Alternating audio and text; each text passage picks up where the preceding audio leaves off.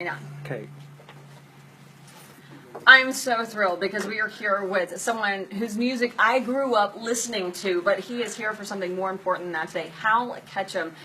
You may have heard plenty of his songs. I'm sure you have, but thank you so much for being here. Thanks for having me. And well, you have a big performance coming up, and it's benefiting our veterans. Can you talk a little bit about it? Yeah, it's called Adaptation. And these guys, this great organization, goes in and adapts homes for these handicapped vets. You know, they lower the counter heights and make the bathrooms accessible. And I think it's just a real noble cause.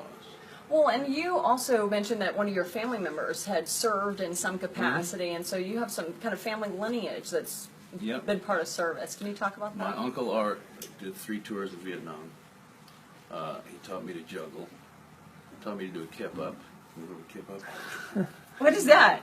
What is a kip up? I must be... I couldn't do it anymore. Oh, okay. I'm too old, you know. When I was a kid, the Dead Sea was just 6, so it's a little too old for that. But it's just where you kind of kick way back and your arms up and then arc.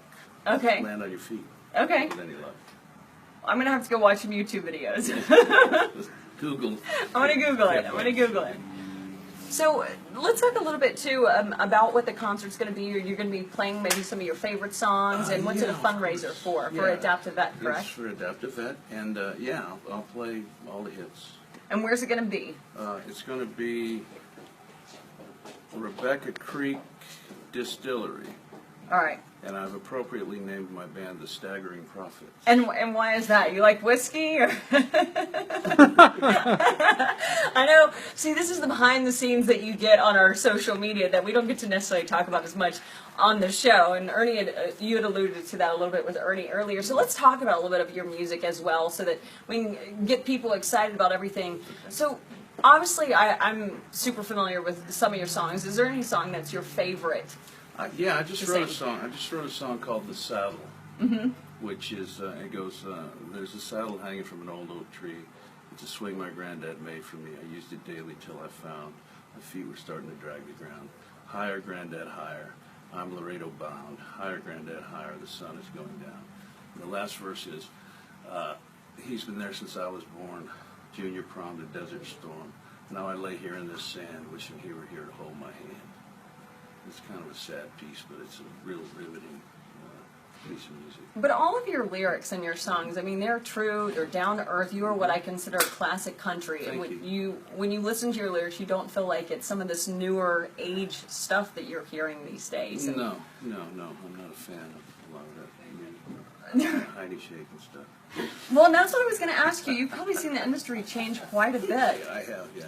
Any thoughts on that? I went to a party one night with Hunter Thompson. My friend Joe Henry and I were staying on Beaver Creek, and we walked up the path to Hunter Thompson's house, and Hunter said, "Hal," with a cigarette holder in his mouth, he said, "Hal, the music business is a long plasticine tunnel where pimps and thieves run free and good men die like dogs. Then there's a negative side." Oh my goodness. So how did you make it through it? How have you survived all of that? I just keep a sense of humor. My dad had a wonderful sense of humor, so I try to maintain that at all times. Any advice for these millions of aspiring musicians out there these days? And especially a lot of vets, too, who love to sing and kind of sing their way through a lot of the things that they've been through. Well, just tell it like it is, basically. Write it like it is, tell it like it is. And Delbert McClinton, I opened a show for Delbert at Green Hall one time, and I said, "Mr. McClinton, do you have any advice for a young musician like me?" And he said, "Yeah." He said, "Never leave your wallet in the dressing room." People always want to steal from you. Sound advice, I guess. Well, a lot of people might not know, too, a lot of your earlier career as well, you were at Green Hall right here in San Antonio. Or, well, just north of San Antonio. I played the front room at Green Hall for years. And got a record deal and had a #1 record. And it's been it's a slow evolution, needless to say, but it's been a very, very enjoyable career. Does it ever get old when people say, "Hey, can you just sing me a little of this Small Town Saturday Night"? No. That's my favorite song that you sing, and I know that's one of your most... Well, it's my golden goose, I mean, I'm very proud of that song. Can you give us a little line? Sure. There's an Elvis movie on the marquee sign. we've all seen at least 3 times. Everybody's broke, but Bobby's got a buck. Put $1 worth of gas in his pickup truck. Going 90 miles an hour down a dead-end road. What's your hurry, son? Where you gonna go? We're gonna howl at the moon, shoot out the lights. It's a small town Saturday night. It's a small town Saturday night.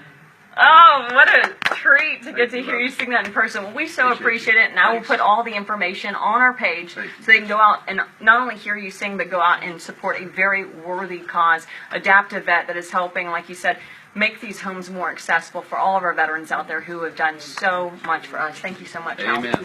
Amen. Thank you. Pleasure. Pleasure. Peace.